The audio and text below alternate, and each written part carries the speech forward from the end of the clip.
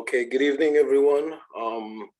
Welcome to the May 2022 Traffic and Transportation meeting. Let's take a quick look. It looks like Jahira's on, Andrew's on, Daisy's on, Eric's on. All right, looks like we have quorum for the meeting. So we'll be able to start this as an official meeting.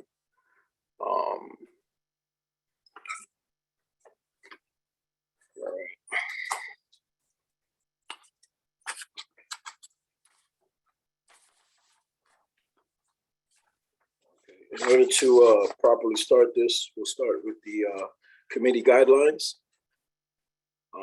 Good evening, everyone. I'm Edgar Ramos, Chair of the Traffic Transportation Committee.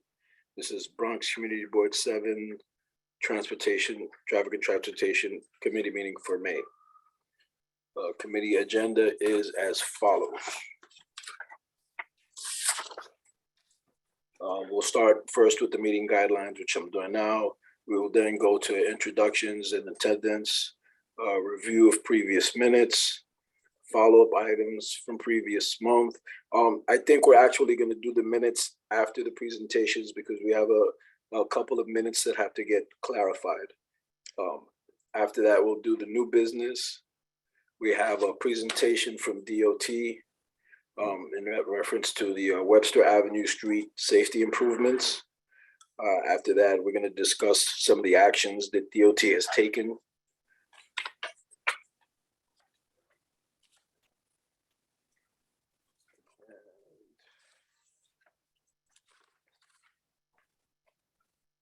Sorry, I just kind of lost that second page.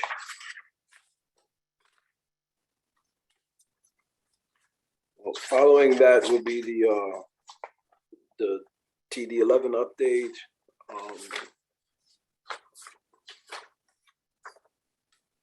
And after that, we will discuss our next meeting, which would be June. We'll discuss our next agenda, and then we'll have our adjournment. Okay, so we can now go to the attendance. Start with myself, present. Jahira Arias.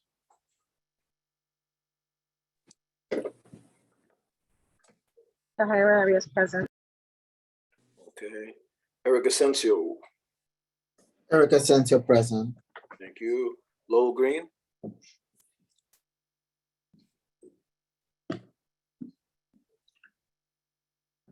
Lowell Green. Okay. Andrew Leosa. Andrew Leosa present. Daisy Perry.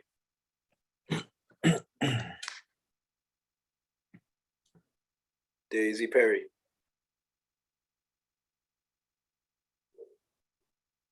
Thought I saw her name. Can you hear me? Daisy Perry Now present. I do. Yes, I do. I got you. Thank you. Hello? Yes, Daisy, we hear you. Oh, okay, thanks. Yep, thank you. Okay, just taking a quick look here. We have Officer Benedict from Transit District 11. Yes, how you doing? How you doing? I'm looking to see if your captain's on, but I don't see him. Yes, he's Sorry, on.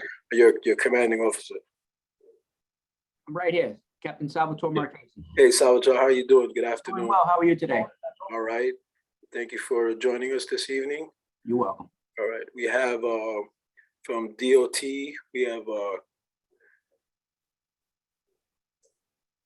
have Holly, who's presenting on the Webster project, and she is joined by Keith Kalb, who's the interim commissioner, who's also here. I'd like to thank them for being here. We're going to be starting with that presentation first. So Holly, are you ready? So it's not me, good evening, everybody, but it's not me that's presenting, although thank you. Okay.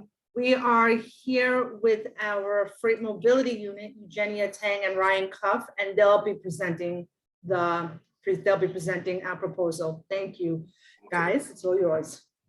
Great. Hi, everyone. Let me just try to share my screen right here.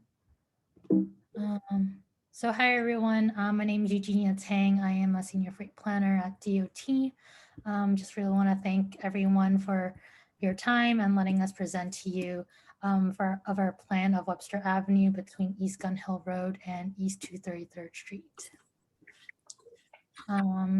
So for this presentation, I'll start off with a bit of a background, then I'll go through the existing conditions of the street today, followed with by walking you through the plan and end with some time at the end for questions. The area that we're looking at is the stretch of Webster Avenue between East Gun Hill Road to East 233rd Street, where it's sandwiched between Woodlawn Cemetery, Bronx River Parkway, and the rail line as well.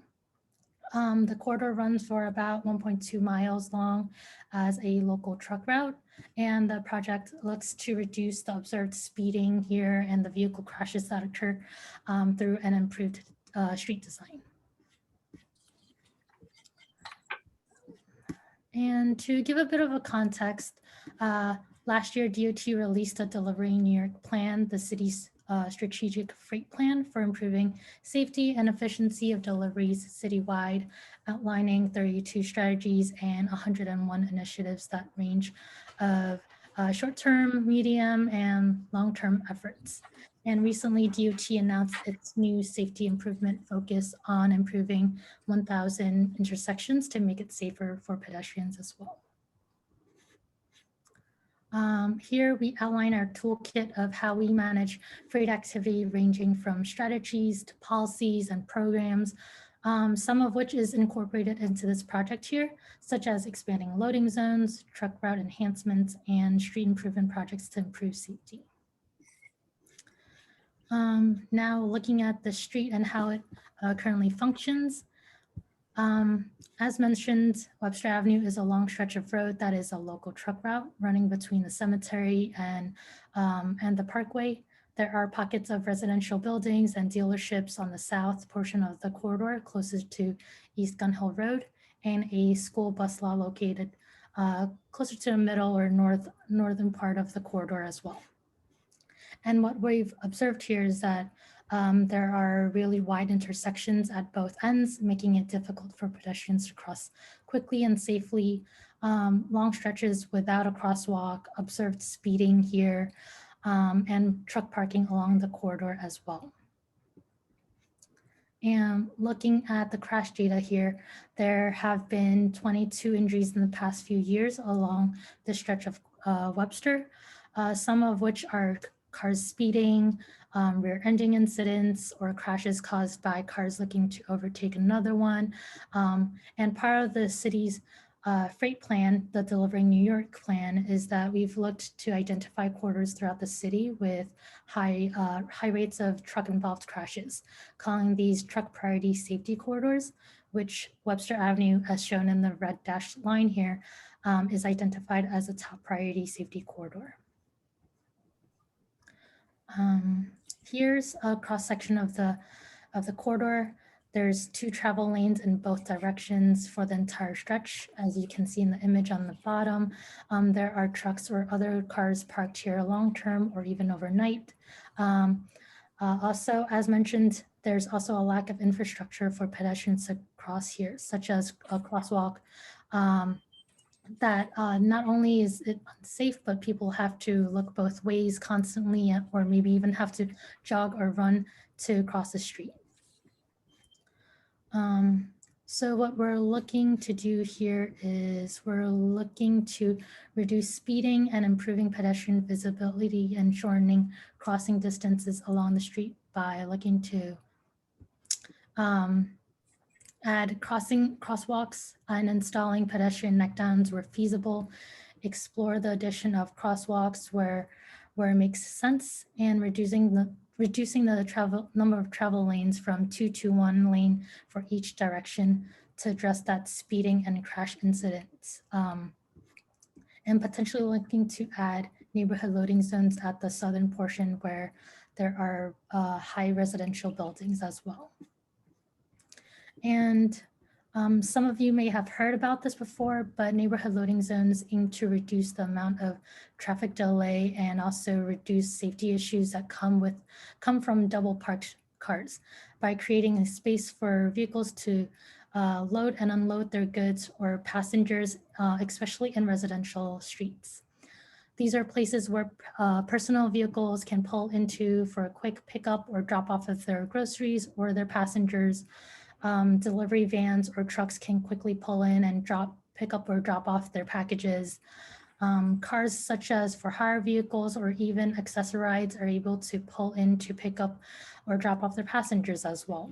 So doing all this without having to double park and putting their cars or other cars or pedestrians' safety at risk. We currently have 142 neighborhood loading zones throughout the city, and we're continuing to look for ways and different neighborhoods to implement these as well.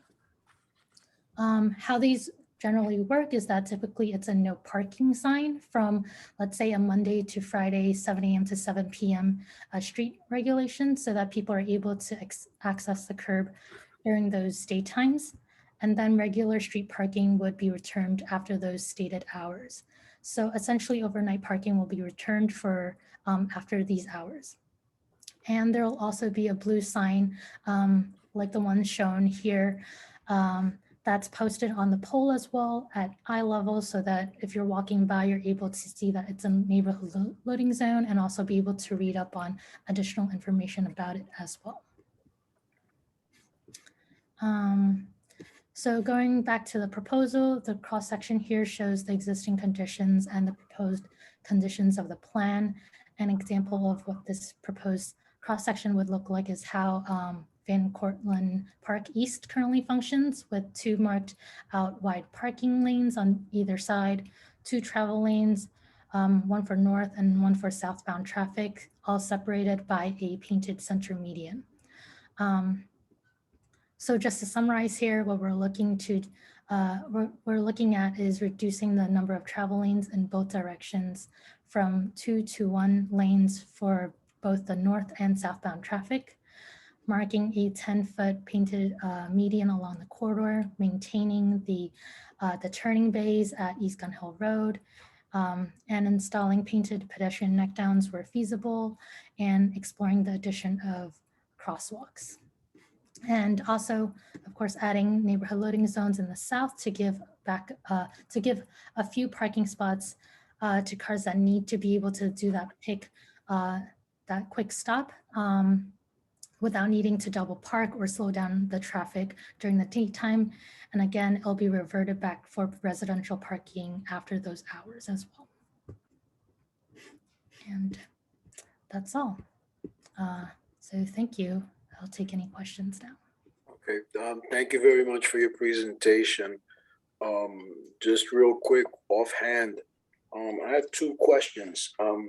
First one pertaining to bike lanes. Are you looking to install bike lanes along that zone? Not at the moment. Okay.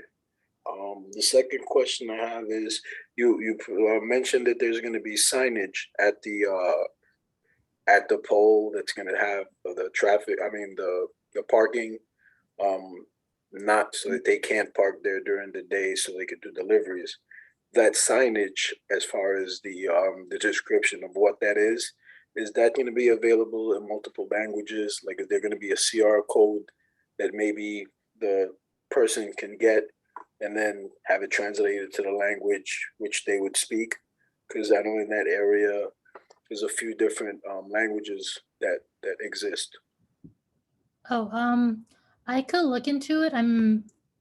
But I'm curious to hear like what the languages are, and I'll work with the program manager and seeing what we could do there. Okay, all right. Thank you very much. Quick question. Anyone have any questions? Anyone on the committee?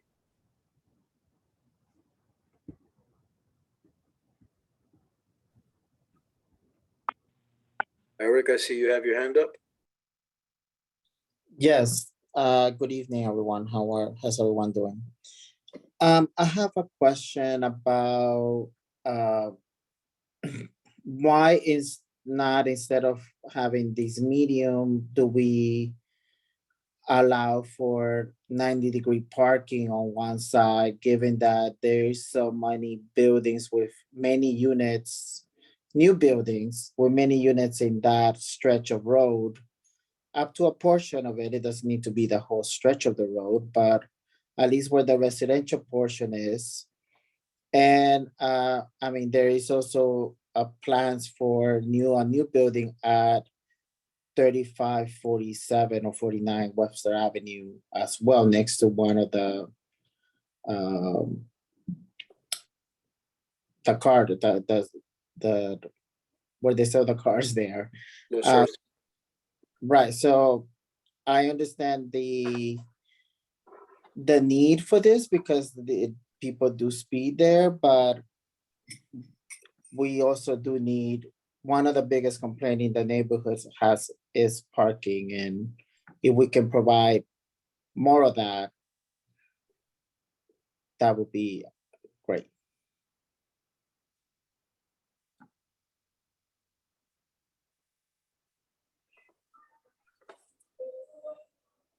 Do we have a response from DOT? Eric, thanks for the feedback. We can certainly take a look at it and see if that's feasible. I don't know that you're actually going to get more parking, but we can certainly take a look at it. Yeah, that's an interesting concept he brought up as far as the angled parking. I know doing it on both sides would impact the fact that the trucks won't be able to park there. Maybe the east side would be one way and the west side would be another, maybe a way to share that idea. Yeah, I mean, maybe it could just be on one side of the street and Yeah. not on the other side. Because the 11-foot parking lane plus the 10-foot parking lane will certainly fit a car at an angle. Yeah, our standard size angle parking spots are 20 feet. Mhm. So, but we can take a look. The only problem is that complicates the two crossings that we are planning to install. Okay. But we can certainly take a look if that's something the community board feels very strongly about. Okay. Andrew Leosa, I see you have your hand up and you put a comment in the chat. Yes.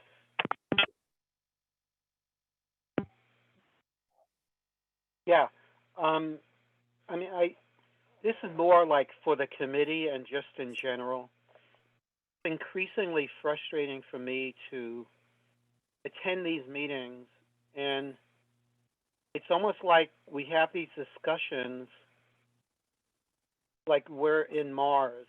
The current reality for anybody who resides or visits or looks around in the neighborhood is that the parking regulation signs are being completely ignored in Bedford Park and Norwood. And without vigorous enforcement, the signs are meaningless. On East 204th Street between Jerome Avenue and Marshall Parkway South, today, for example, and tomorrow, which is Friday, you will see not a single car moved for street cleaning purposes.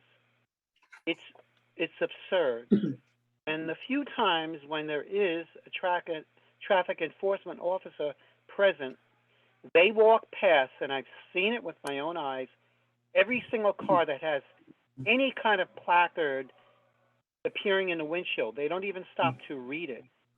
They walk past there's construction in the neighborhood. Construction workers take a folded orange vest and stick it on their dashboard, and the ticket officers walk right past it. So I appreciate the effort that the engineers are doing from DOT, but it is frustrating. I don't understand how DOT doesn't have conversations with parking enforcement, because it's anarchy out there in the street. Cars with paper license plates, no license plates. That's my statement. Thank you. All right, thank you, Andrew. Also kind of to your point, just real quick, also remember sanitation. Most of the places that have the 2-day enforcement, like whether it's Monday, Thursday, or Tuesday, Friday, on Monday and Tuesday, they really haven't been doing the street cleaning and they haven't been enforcing the no parking. Allegedly, according to the new sanitation commissioner, that's going to be changing in, I believe it's July or August. July, Okay, July. July Thank you. 5th, I think. Yeah, because I know that's part of the thing is people get laxed because Monday, Tuesday they didn't get a ticket, so they feel they can park there Thursday, Friday. So that's going to be a rude awakening for a lot of people. I'm sorry, Keith, go ahead. Yeah, so the due to COVID, the sanitation department had suspended the second day of alternate side on a roadway. And so now they're going to reinstate that beginning. I think it was either July 1st or July 5th. I can't remember off the top of my head. It was the And- 5th. Yeah. And then Andrew, just so that you are aware, we actually do a lot of coordination with traffic enforcement. But you know, they have limitations as well, and they try and focus on the locations that have the highest congestion where they do a lot of their enforcement. And so unfortunately, more residential areas do not get enforced as heavily. Edgar, Yes, Lowell, good evening. hi, sorry I'm late. No, it's okay. I just thought I'd give some positive feedback. The day on 2/11 is a Thursday, no parking, and it's been really lax. Well, we turned down about 12 o'clock-ish, and there were a dozen cars that had gotten tickets, and they'd gotten them tickets by sanitation, which I think is going to be a big surprise to all the people who were parked there and thought they would get free today. Right.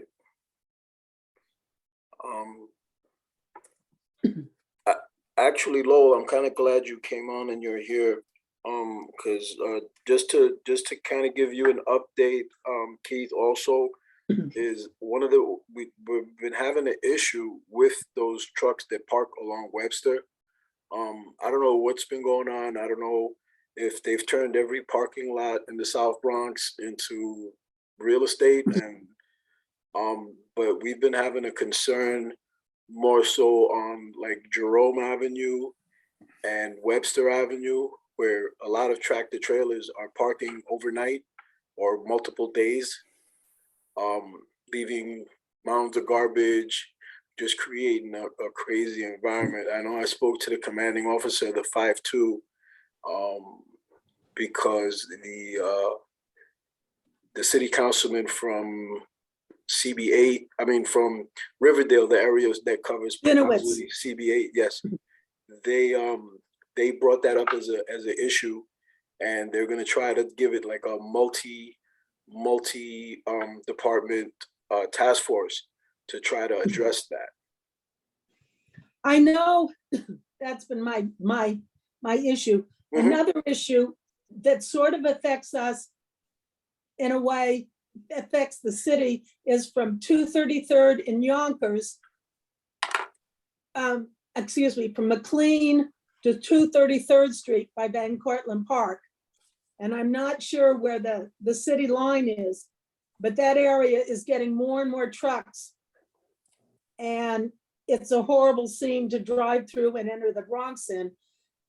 And it's from that place, from McLean to 233rd Street is getting full. So therefore they're moving farther and farther into into Jerome and into Webster, wherever they can. Right.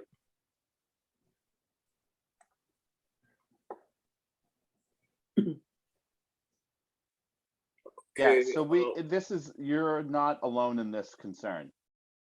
We hear this time and time again, excuse me. We hear this time and time again from various community boards, elected officials, illegal truck parking is rampant right now in the city. Unfortunately, there is no truck stops in the city of New York. And we have lots of truckers who are required to take breaks, and it seems that they seem to be breaking, like whatever their break time is happens to be keeping them here in New York City. And so, yes, it is a problem. Unfortunately, for enforcement, the enforcement folks write these guys summonses, but they consider it like a part of doing business here. Right. It's cheaper, even if they get one ticket every night, it's cheaper than renting a garage or finding a facility that can handle the number of tractor trailers. And the police department just cannot tow them because they don't have the proper equipment to remove them. And if they remove them, they have no place to put them. So I think there are a couple of legislators talking about increasing the fine to like $500, because I think the fine is like $150 or something like that. Increasing the fine to like $500. I'm sorry? But more, I have to say, more and more, it's tractors. Right. Not the truck per se, it's the, Either way, commercial vehicles, under no circumstances, according to the New York City Administrative Code, the parking rules of the city, are commercial vehicles allowed to park overnight in New York City. So it doesn't matter whether it's like a UPS van or a bakery van or Joe's Plumbing, all the way to a tractor trailer. They are not to be parked on the New York City street. right, but for more than it's 3 not, hours. it's not the tractor, it's the trailer. More and more trailers are just sitting there. And sometimes they take off the license plates and then come back and hook them up and put the license plates back on. Yeah. Thank you. The cab, they take the cab. I Yeah. appreciate the clue. Edgar, if I may, getting back to the proposal here. Mhm. So is this going to affect the intersections at 233rd and Gun Hill? And if so, how?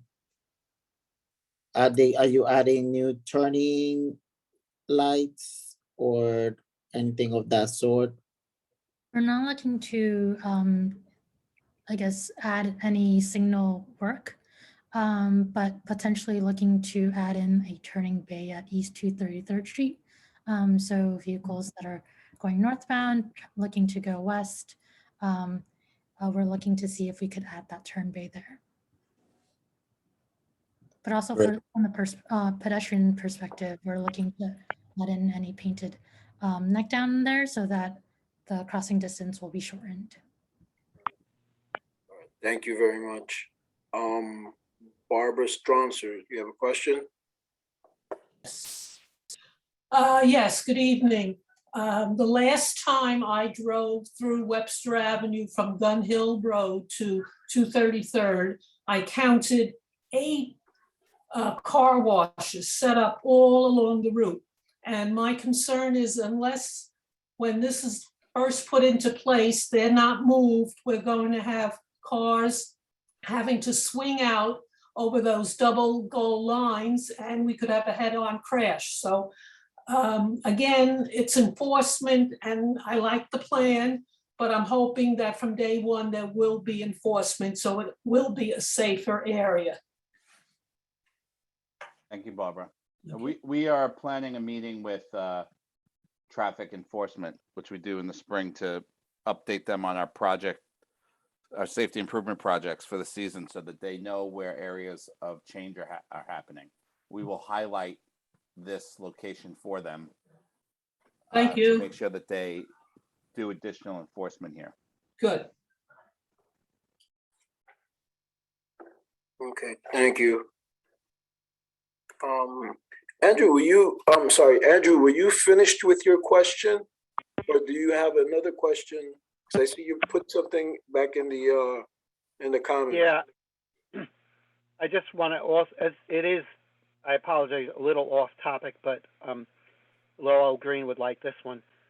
Proceeding north on Bainbridge, just below Gun Hill, there was always those red no standing signs and the ambulances tended to park there. Right. And by doing so, it created only one lane in each direction. So the turning buses, problematic, pedestrians. Well, the good news is there aren't ambulances parked there because they can't. And the reason is there is now a food truck. I am not making this up. No, There that's is a food truck sitting there against the curb, northbound on Bainbridge Avenue, just south of East Gun Hill Road. You can't make this up. It's remarkable to me, and one of the most congested intersections in the Bronx, where you have an emergency room from Montefiore, you have the medical Green Arts Pavilion, you have a parking lot, you have pedestrians, you have businesses on the other side. You can't make this up. Zero enforcement. Thank you.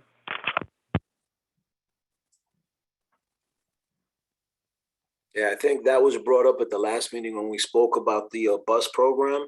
I think part of the problem or the situation with that van, with that food truck, is that because there's someone physically in it, it's not considered parked, right? And I know that DOT was going to look into that vehicle being there in reference to the bus situation in that area, if I'm not mistaken. I remember discussing it. I don't remember what we were going to do about it. I know What was the recommendation for us to do? I know the young lady that did the presentation in reference to the bus East Gun Hill, redesign. Sarah. Sarah said that she was going to take a look at that. Oh, as okay. part of- Yeah, as she part hasn't of- gotten back to us on that yet. Right. And I wasn't sure what else really could be done as far as enforcement with that. If DOT can, if traffic can try to work on that.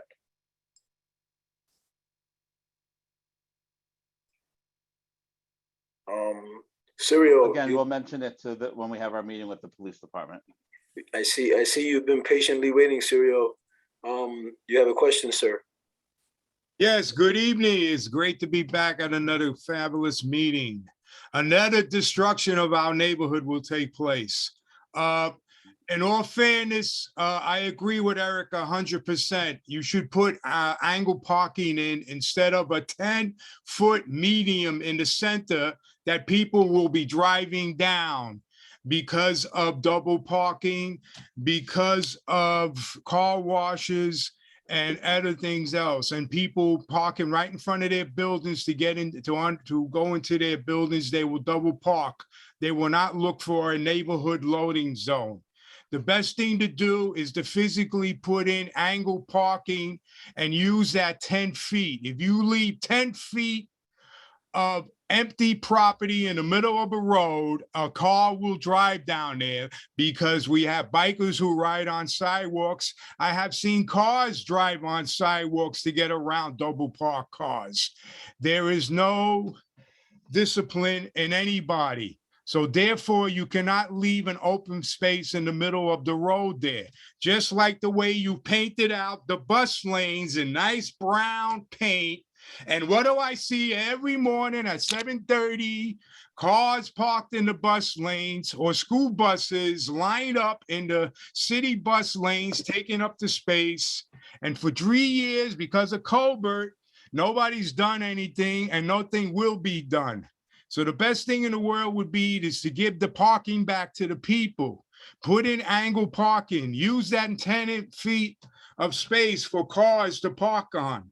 That's my opinion. But you will do what you will always do, whatever you think is best for DOT and not for the community.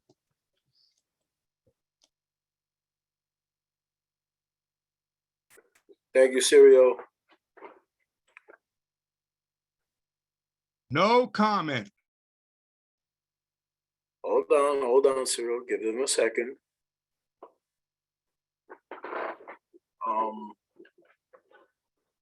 Keith, do we have anything to that?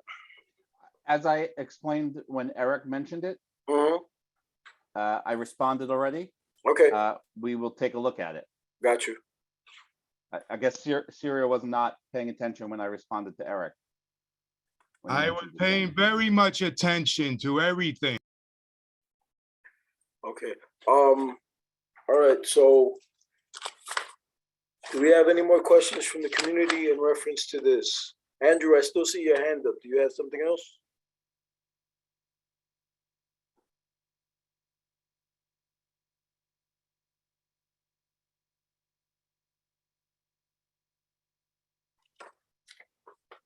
Okay.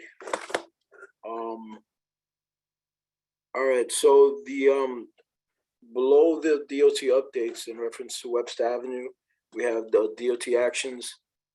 Just so people, just so that the community, our constituents, everyone have a better idea of what's going on with us. We had a couple of questions go to DOT.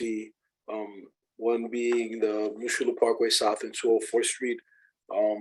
There's been a request for a stoppage, for a stop sign there. I believe the comment we got from DOT is they're going to be doing some changes now as they do the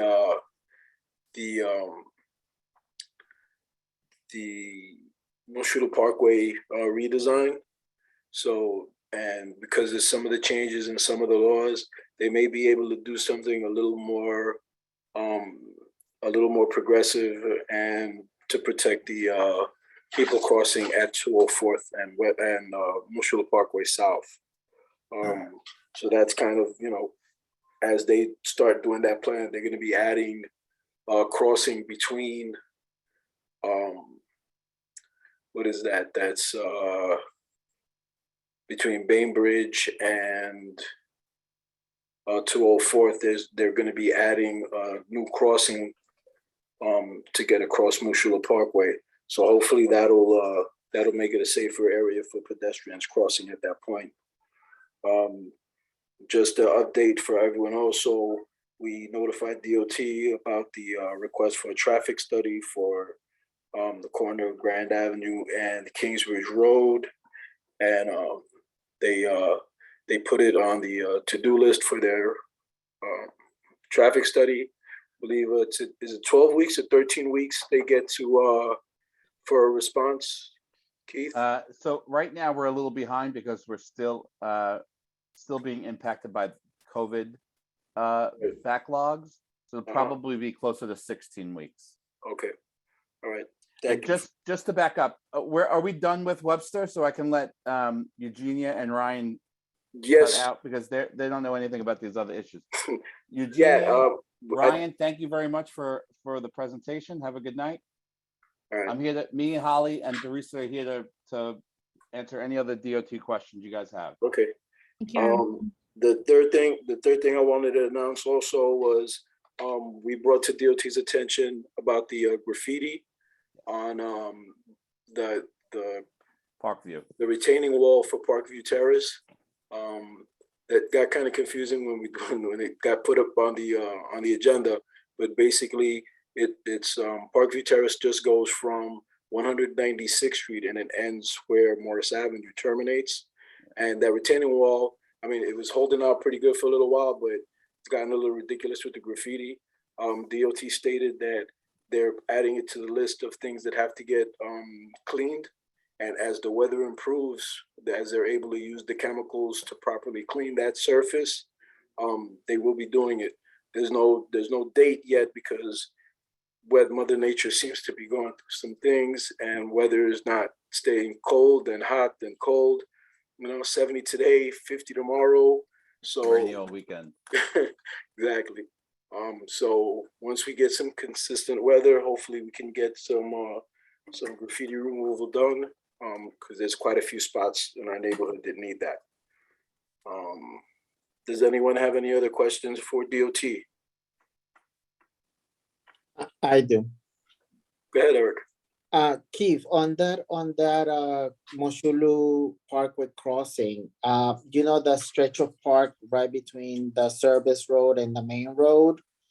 What is the intention of like repaving that or adding lights for people to get to the crossing? Is that something that we need to discuss with the Parks Department? Or? Inside the park, yes, it would be something that would be it would be handled through parks. Okay, so they should definitely mention it to parks, about repaving that stretch of from where you're gonna do your work. Ped ramp. We're and doing the ped forest. ramps. We're doing the Okay. mid-block ped ramps, and then there's a path that goes up to 204th. Right, You want that path inside the park rebuilt or resurfaced. resurface and add lighting in order for Yeah. people to have a safer crossing.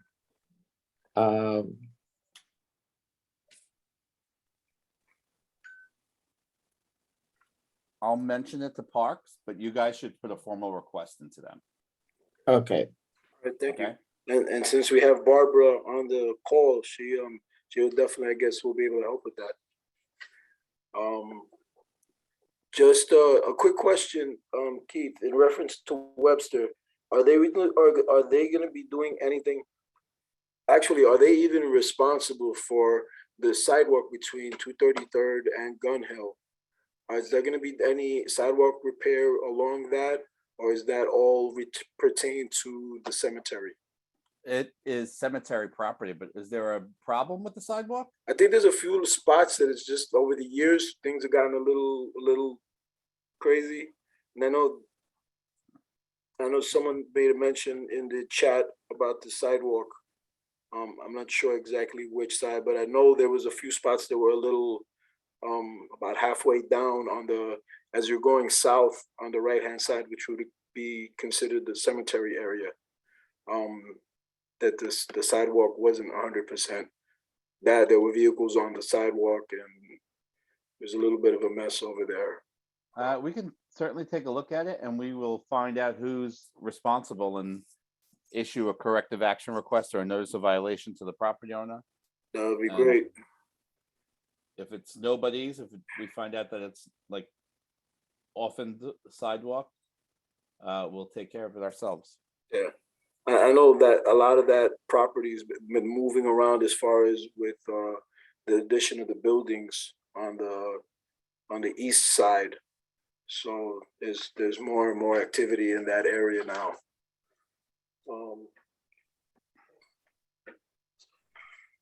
Yeah, if you have some specific locations, we'll take a look. Okay. Thank you. I Pardon me, I appreciate. just had to sneeze. That's why I had to turn my camera off. No, it's fine. Not a problem. Sirio, do you have something additional for DOT? Yes, for Keith, how you doing? The question, the retaining walls that you're gonna steam clean all the walls, or do you paint any of them? I know under the tunnels get painted, but the retaining walls list, there was 3 of them. Are you gonna be steam cleaning them all or painting them? And if you do paint any of them, my company would be more than glad to do touch-ups, quick touch-ups, so that all that great work you did wouldn't go to waste. To be quite honest with you, I'm not sure what method we use to remove graffiti. I can understand that. Our bridge division has a citywide graffiti crew. Each structure is done differently. Some structures are painted because they are older structures and they can't have coating. Some are power washed and then an anti-graffiti coating is put back on. Some steel is sandblasted and removed or painted. So it all depends on the structure and what the surface is. I don't know exactly. This is a new structure because we just rebuilt it in I think 2012 or 14, something like that. So it probably has an anti-graffiti coating on it. That would be my guess. But I honestly couldn't tell you what method we're going to use for this specific one, for the Parkview one. But probably water blasting or sandblasting and then reapplying the anti-graffiti coat. That would be my guess. Just a heads up. I don't know if it's power washing, right, or if it's the chemical base. But I know the last time they did a cleaning on that Parkview Terrace retaining wall, it was back to its natural. Like I think it's like a cement almost, but it's not, like it's been treated with something. Yes. It went back to that. It wasn't like they just painted over it. It was brought back to whether they use chemicals or steam cleaning. Yeah. I'm not 100% sure, but it was brought back to the original status. just a real quick thing. I don't know if you're reading the chat, Keith. But Me? There was a okay. Just so you know, there was a comment put up in there about about that food truck. If maybe the changing of the signage from a no, I don't know what it is now. No standing on that side. Yeah, if it's no standing, if there's something a little more authoritative or a little more I mean, the only other regulation we can put in is a no stopping. That's the most restrictive regulation that we have. right. We can explore that if the board wants. I mean, we'll have to talk to Monty, Right. but I would totally support it. Okay. You know, No, it's a just bus like I said, stop. that was put up in the chat as a suggestion. Because we have some intelligent people in the chat, and they put some good ideas sometimes. Yeah, I was not following the chat. Yeah. Sorry, Um, I replied to a couple of things, but I'm not following the whole Mhm. thread. Yep. No, that's fine. I mean, I try to keep up on it, but I have to do that. I have to let people in and out of the room. So, but like I said, every now and then something catches my attention. I just want to make sure it got voiced. Honestly, it's so small I can't even read it. Sorry. Okay. Do we have anything else for DOT? Andrew, you have your hand up again.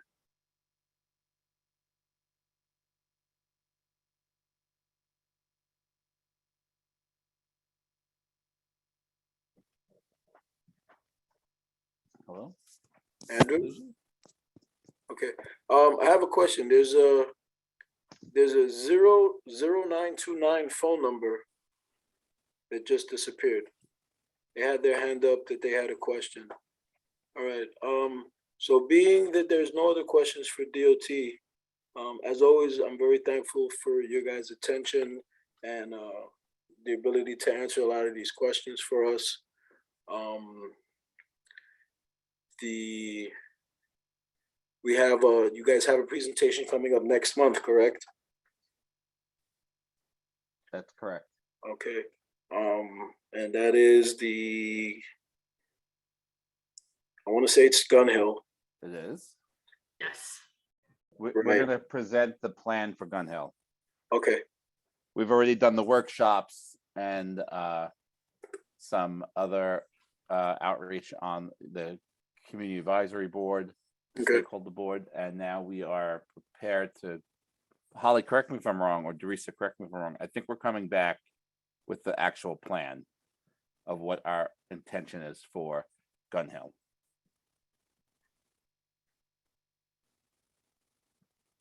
I think so, yes. Yeah. Yes. Because I know she stated that she was going to try to start whatever could be started initially without construction, they were going to try to get those things started because some of the construction things were going to take a little longer to figure out exactly what they're doing, what they're moving, Yep. how they're adding. So that is good to hear that is starting. Also want to thank you guys. One of the other concerns that we brought forth to DOT was a stop sign at Rochambeau and 206th Street. I think that's the address. I'm not 100% sure. There's a mosque there that was requesting, because as they're doing their services, they have a lot of people walking back and forth, and a stop sign there would have aided them in what they're doing. And I know you guys put in for a traffic study for that also. Wanted to thank you guys for that. No problem. Okay. All right. So thank you very much, and we'll look forward to talking to you guys in June. Yep. See you soon. Good night, everybody. Good Okay. night. Okay. Good Next, night. next we have an update from TD11. Good evening. How's everybody's doing? I'm Pierre Benedict from Transit District 11. We actually covered the 4-line B and D subway station. Can y'all hear me? Yeah, we hear you. Yeah. Excellent. The update, the 28-day crimes period from April 4th to May 1st, we only have 2 crimes. We did start an initiative program where we reached out to our victims of crimes when we actually visit them and present them with crime prevention materials. But we would also love to alert our passengers to try to remain alert, because most of these crimes are happening because they are either falling asleep or actually not alert. But yes, I know we did an initiative like a couple of weeks ago. We did reach out to our victims of crimes, of course. We visit some of the teenagers, and some of them, what we do, we try to enroll them into the Explorers program too. But of course, we try to give them more knowledge and more literature about the safeties about our subway stations. But if there's any other questions that y'all may have, I'm still around. Okay, thank you. And Captain Marchese, do you have anything?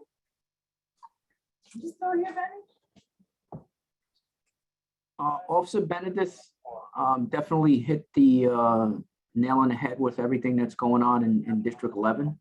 Right now, the subways in the entire District 11 that goes from the 4-0 precinct to the 5-0 precinct is probably one of the safest subways in the city right now. Crime is trending down. Quality of life is improving. Okay, and we've been taking a strong initiative on train incidents involving any type of quality of life, as well as the everybody's talking about the homeless in the subway. Currently, right now, District 11, we only have one homeless call for the entire month, and that's because the officers are proactively addressing that issue. Thank you. Kind of supporting that, I want to thank everyone from TD11. I actually had to take the train the other day and was on the train station. There were a couple of officers on the platform from TD11, you know, making sure that everything was safe. And also the normal card swiping attack that usually happens at the toll booth doesn't seem to be happening right now, which is great. I don't know about all day long, but this has been in the afternoon a couple of times that I've been on there. So I'd like to thank you for your guys' attention to that. You're welcome. We've been concentrating in specific hours, especially the morning commuting time at specific stations, as well as in the afternoon when you would come home from work. So we consistently, like Burnside Avenue, we concentrate along the Fordham Road corridor. Of course, Woodlawn and 205th Street are also always areas that we take care of. And, down lower in the 4-4 precinct, then definitely 149 in the Grand Concourse is an enormous station on the ground that we take care of consistently. But we are concentrating on that swiper calls every day with plainclothes personnel. Okay. Just to add, I'm sorry, so I will be sharing a link with transit system safety materials that anybody's welcome to click on that, and it will help you give some information and knowledge about what's going on in the transit system as far as how to remain safe. Okay, thank you, Officer Meredith. Appreciate that. So the link is up on the chat, so anyone that has any information can click on that. Summer's coming up. This is May. Next month will be June, and the people on the train is going to be changing, right? It's going to go from the students, people going to school, to those trying to get to the beach, to the parks, and everywhere else. So everyone just be safe out there. Keep your eyes open. In reference to what they were talking about as far as staying awake. You got to stay awake on that train. A lot of people used to wake up with their pockets cut, no money left in their pockets. They wake up when they get to the end of the line, and their phone is gone, their jewelry's gone. So just stay alert, stay aware, and hopefully everyone will stay safe. Does anyone have any questions for TD11? All right, I see Andrew Leosa, you have your hand up. You have a question? Or was this related to DOT? Yeah, no, I have. Okay, it's a situation, and I'm not sure if you can give me some guidance as to how to solve this problem. So, under the number 4 train, the L, at East 200 East 204th Street, on Jerome Avenue, there is a used tire shop. Right. The used tire shop has three permanently placed trucks on the east side of Jerome and the west side of Jerome. I am not exaggerating. Please go there and look yourself. The tires on the roof of the truck are piled so high that they're probably a mere 6 or 7 feet from the train trestle, like literally right below the train. If some crazed individual or whatever started a fire with these tires, the resulting flames and maybe the temperature would be hot enough to actually melt the steel and make it structurally dangerous. I'd like to know if that's under the purview of transit police or who should be addressing this matter. And I'm glad this conversation is being recorded, because God forbid something does happen, I want to be on record as to having filed this complaint. Thank you. Just a FYI, I don't know how familiar Officer Meredith and Captain Marchese are with that area. Basically, one of those trucks, sometimes one, sometimes two of those trucks are against the side that's actually transit property, because that's the yard for the D train. That's the cleaning and maintenance yard for the D line. Is this something that will be more like a consumer affairs situation? Like we have to investigate it that. has to do with the commercial ownership of those things, right? Right. But Andrew's issues with the safety of the transit property, I guess you would say. Like he said, should those trucks be lit up? That the tracks are right above them, and those tires do go up pretty high. I understand him bringing that to their purview, and that's something that I can address directly with NYPD and see if there's something they can do, and if not, who they would recommend, who could do something about that. Because it's kind of traffic enforcement, but it's kind of not. And you should alert MTA. Right.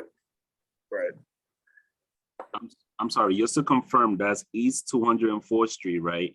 And Jerome Avenue? Yeah, 204 kind of starts or dies at Jerome Avenue.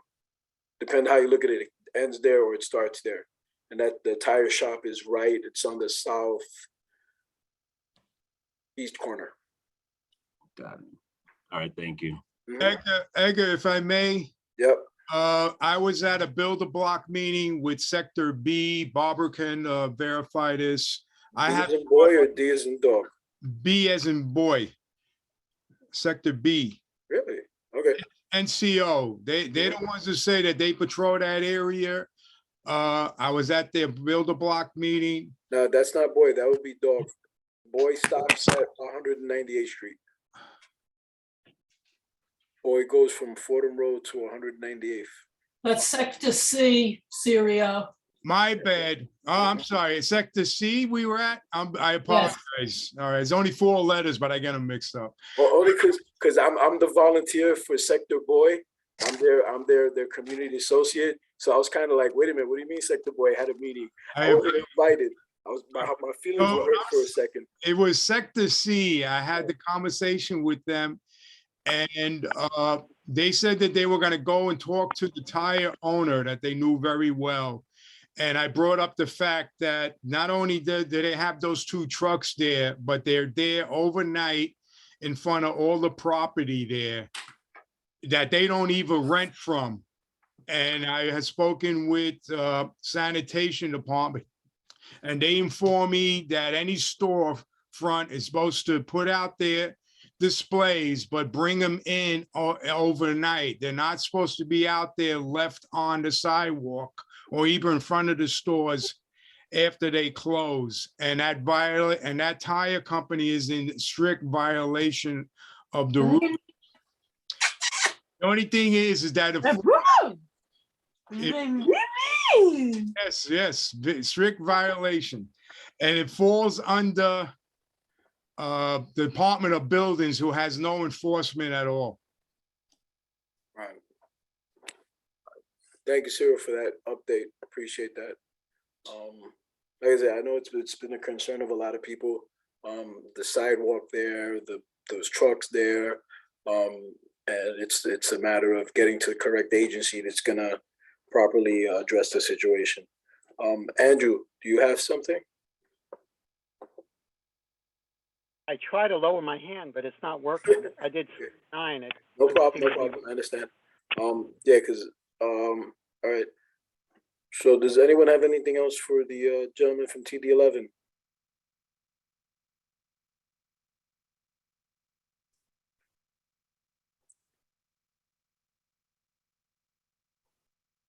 Okay, being I don't see any hands.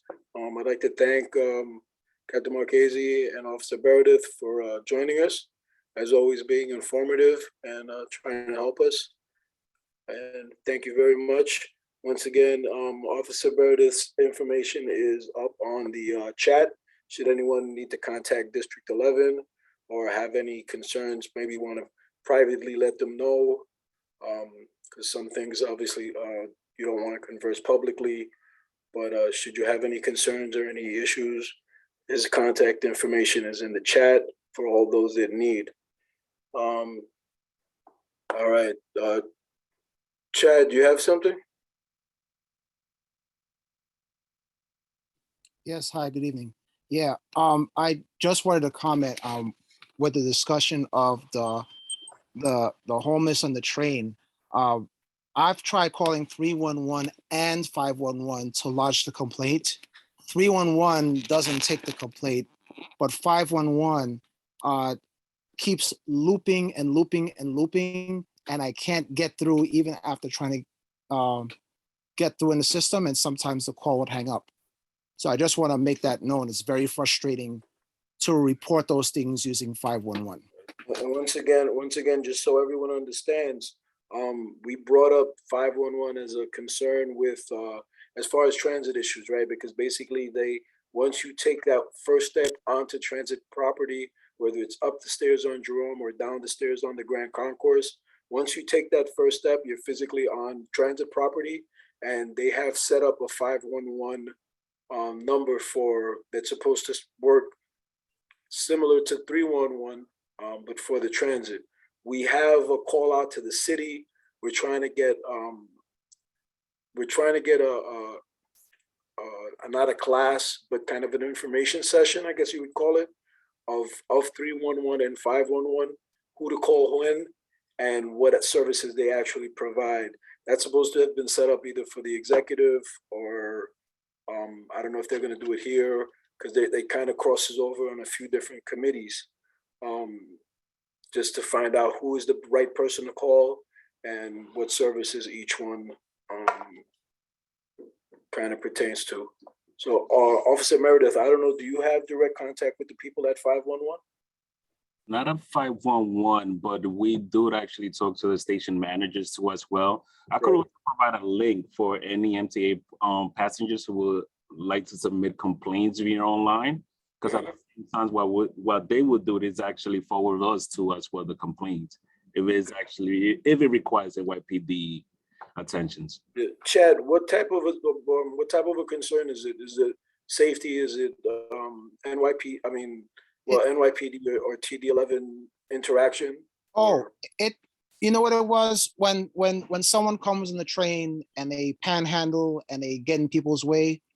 You know, it was that type of complaints that I was trying to lodge. Right. And you know, Okay. I kept getting told, even from the MTA workers, you got to report it, you got to report it, you got to report it. Mhm. And you know, it's hard to do it underground, but if I'm Yeah. riding the 4, Right. I can whip out my phone and try to dial it out. It just was not successful. Yeah. Now I understand they want a paper trail. It helps them with their corrections. Helps them with knowing what the people need. But the paper trail sometimes is a little hard on us to try to create it.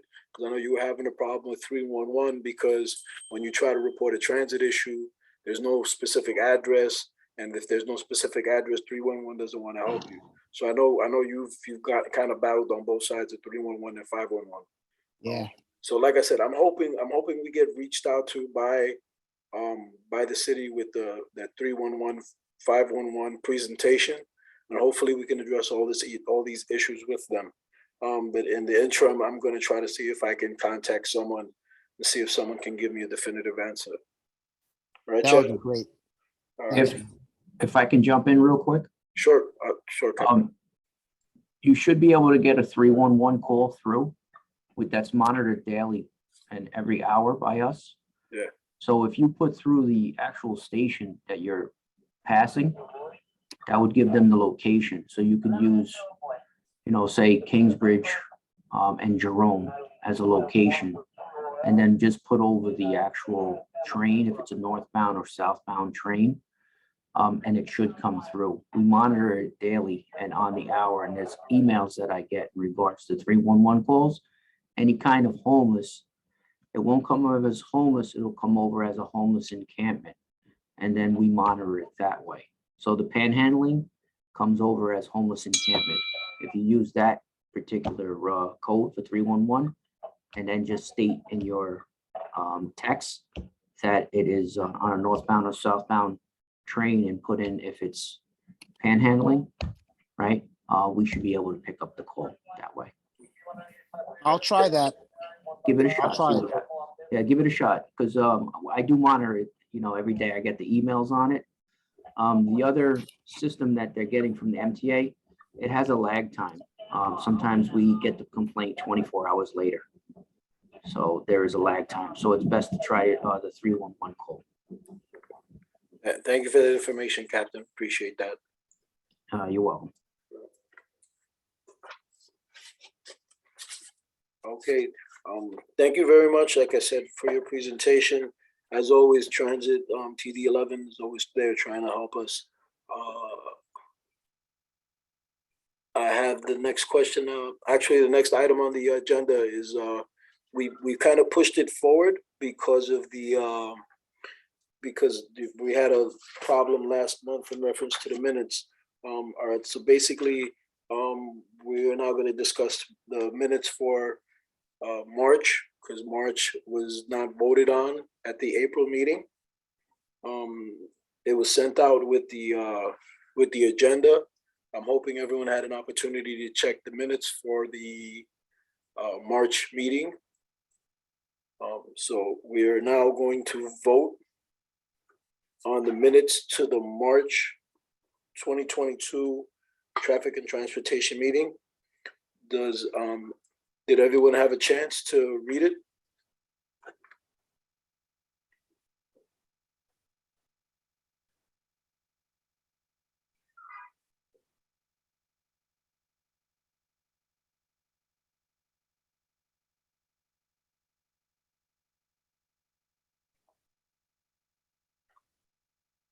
Hello? Does anyone hear me? Yes, we're ready to approve. I'm sorry, what was that, Eric? I said we're ready to approve. Okay, thank you very much. So we're now gonna go through a vote for the March meeting minutes. I say I approve Jahira Arias. Jahira Arias approves. Thank you. Eric Asensio. Eric Asensio approves. Thank you, Eric. Lowell Green. Lowell Green approves. Thank you, Lowell. Andrew Leosa. Andrew Leosa approves. Thank you, Andrew. And Daisy Perry. Daisy Perry approves. Thank you, Daisy. Okay, along with the March meeting minutes, you will have found the April meeting minutes. Has everyone had an opportunity to read that as well? I hope so, yes. And we're gonna go with the vote. I approve the minutes. Jahira Arias.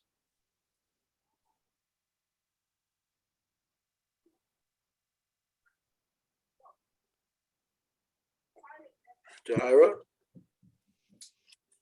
Jahira Arias approves. Thank you, Jara. Eric Asensio. Eric Asensio approves. Thank you, Eric. Lowell Green. Lowell Green approves. Thank you, Lowell. Andrew Leosa. Andrew Leosa approves. Thank you very much, Andrew. And Daisy Perry. Daisy Perry approves. Thank you very much, Daisy. Okay, does anyone have any suggestions for our June meeting or any issues that might need to be brought up for our June meeting? Edgar, Sydney has his hand up. Sydney, Hi, yeah, I just had a public comment. We are a finalist in the Bronx for a NYSERDA project to clean up the air. And in the entire New York State, they chose us as a finalist to potentially deploy 2 hydrogen fuel cell electric buses out of Gun Hill Depot with the MTA. okay, And we're in the phases of submitting our final proposal, but we're just looking for community feedback and support. So just wanted to introduce the project to this group and see if maybe we could present at the June meeting, or if we could find any way to kind of elicit feedback about the proposal. okay. Sydney, what's the name of your organization? From KTC Kruger Transport. And we're in partnership with MTA to clean up the air and clean up the emissions from the buses at a Gun Hill Depot. Very, very familiar with that. Anyone that's followed a bus for any amount of time is very familiar with that. Right. So yeah, that is definitely a good idea. Okay, great. Hold on 1 second. Hello, Maria. ¿Cómo estás? Yo no estoy ahí. No, ¿tú me estás llamando? Yo no estoy en el estadio. Yo no estoy trabajando hoy para allá. No sé, dame como 5 minutos y te averiguo. Ujú. Okay. Okay, está bien, gracias. I'm sorry, my job clock doesn't stand. Okay. That's okay. All right, Sydney, let me. All right, if you yeah, Do you want me to put my contact information in the chat? yes. Okay.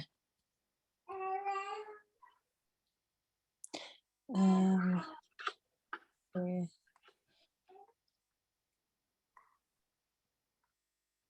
Okay, Sydney Kruger at gmail.com. Okay, Mhm. thank you, Sydney. Yeah, what I'll do is I'll reach out to you and we'll see if you can present in June.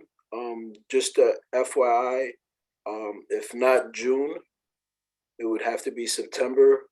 We kind of take a summer break for July and August, where we don't have Okay. meetings.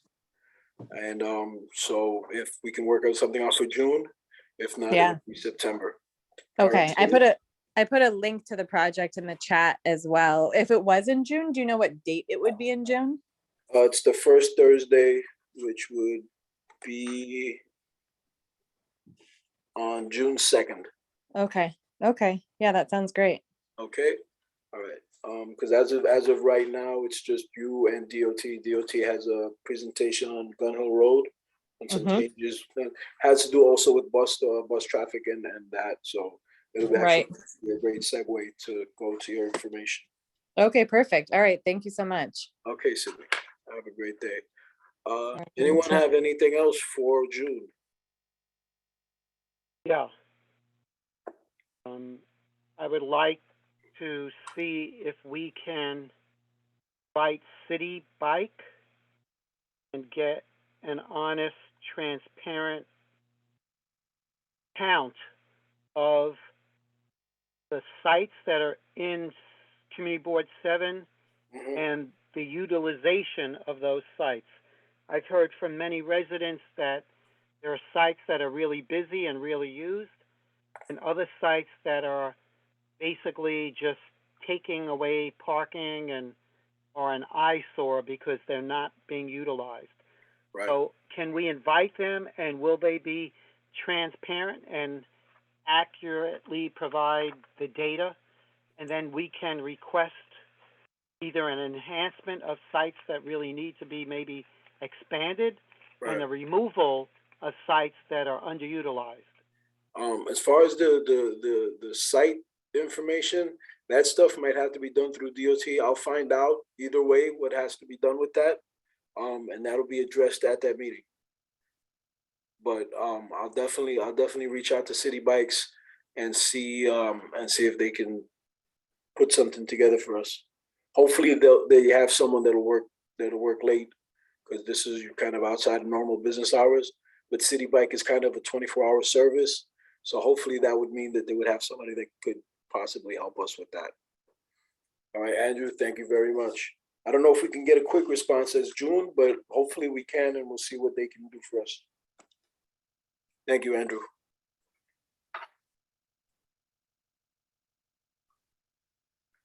Anyone else have anything for June?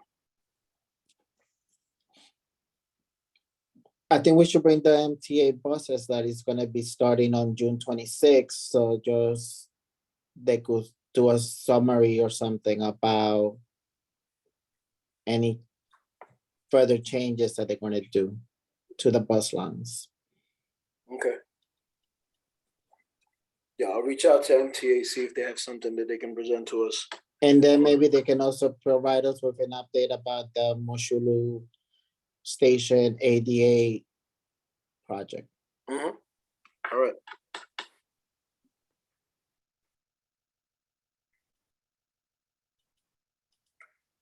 All right, Eric. Definitely, I'll get on that. Not a problem.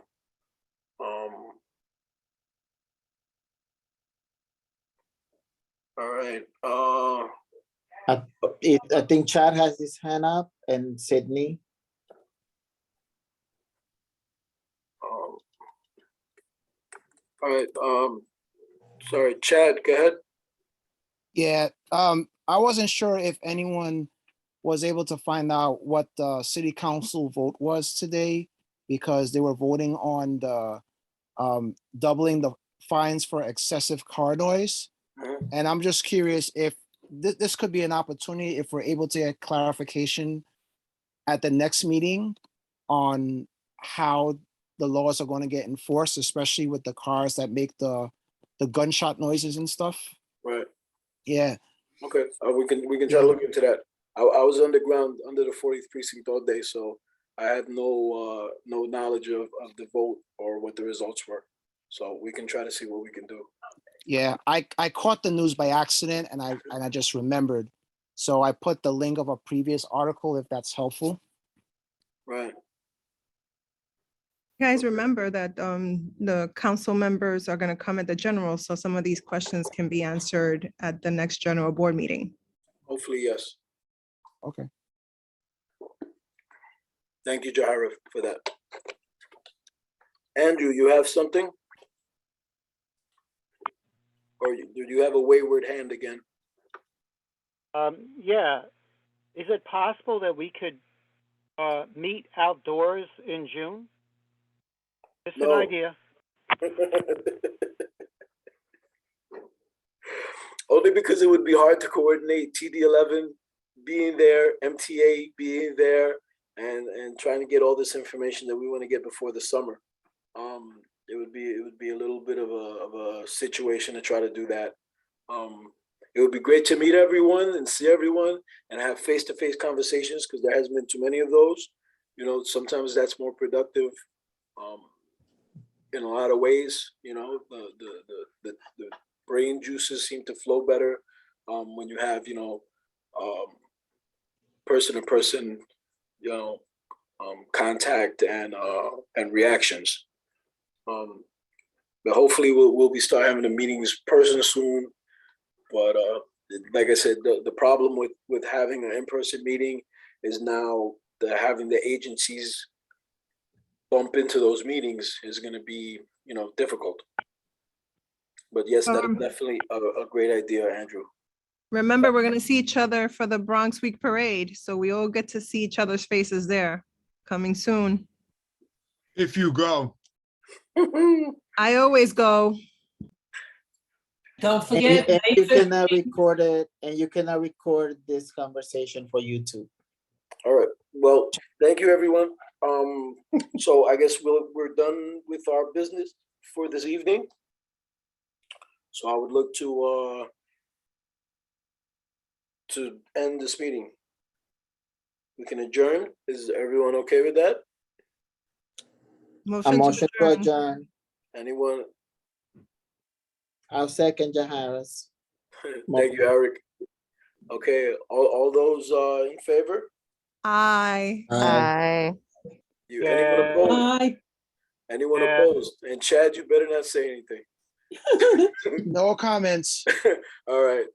Okay, thank you, everyone. I appreciate everyone's attention this evening. Everyone have a great night, and hopefully we'll talk to everyone soon. Thank you. Good meeting, Edgar. Good night, everybody. Very Good interesting. night. Night. Well done. Good night. Okay, everyone.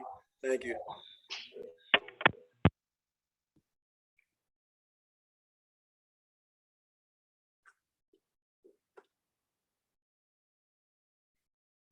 Eric, Andrew, guys, have a great night. I'm gonna end the link. Thank you. Good night. Good night.